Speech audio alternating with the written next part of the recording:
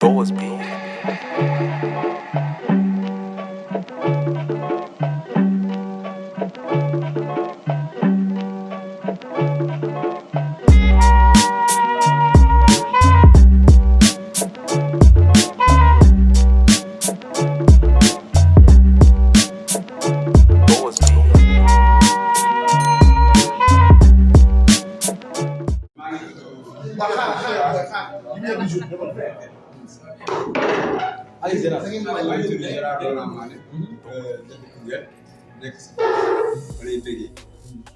gis naa def ma ci CAN 2021 nga xam ne am naa yaakaar rek dañuy indi Sénégal ci la départ jeudi 16h la départ bi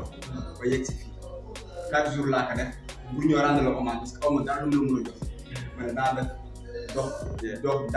ba Dakar ñëw seet si aussi tamit dama laa def référence parce que diggante bu ma dox si yoon fu ma romb fu ne gars yi dañ nekk def sa mbokk Sadio Mané la man ne moom laay wax si moom laay gàttal parce que damay indi pour Sénégal moo tax nga référence yi sikku ma si ñaar damaa xam ne nag day ñëwaat ba ma yegg see nag ba ma yegg see ba fii gars yi dama dab si yoon bi ne Sadio journaliste mu interview la ngay wax Sadio loolu Sadio mu ko war a wax mooy kontaan na. gars yi comme ni ngeen gisee vidéo bi rek muy Gérard Lona Mané mu nekk benn gars boo xamante ni dafa doxee dëkkam 4 jours ci yoon bi rien que pour ñëw gàttandu si Sadio Mané mi nga xamante ni dañ koy nuróole ak moom comme ni ngeen ko dégg si vidéo bi nee na bëri na dëkk yoo xamante ni jaar na fa fu mu jaar dañ naan ko Sadio Mané mu leen damay dem gàttandu ji ko parce que coupe bi dafa war a ñëw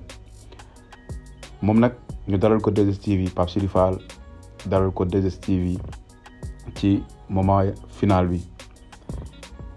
ci bi mu ko dalalee nag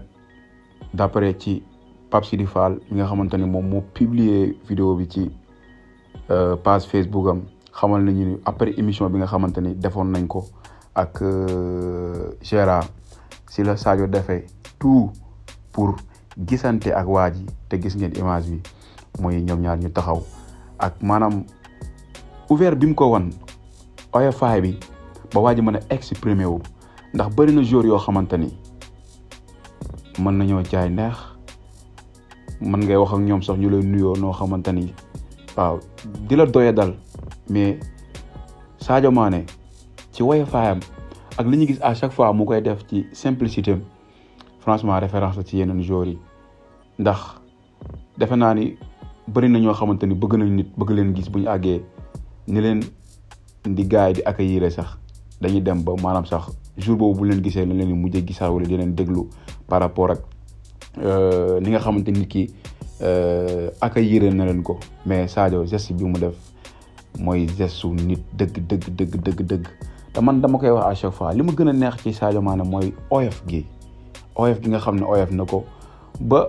yëkkatiwul boppam bay wan nit ñi man nii laa mel bu dee xaalis yor na ko bu dee tamit loo xamante ni nit du ko jaay defe naa ni franchement mi ak moom ba mu doy sëkk mais wanewut loolu ndax def tout ba gis koo xamante ni dafa duppee boppam Sadio Mané muy Gérard doxee dëkkam nga ñëw ak a yër ko lii cër mënu koo weesu respecté nit ki mënu ko weesu franchement gaynde yàlla na la yàlla taxaw ndax gis nañ ni ngay dimbalee jaam ñi gis nañ aussi tamit li nga xamante ni yaa ngi koy def fi nga dëkk kon képp koo xam ne joueur nga wala nga xam ne yow da nga yëngu ci leen suñu borom dooleel la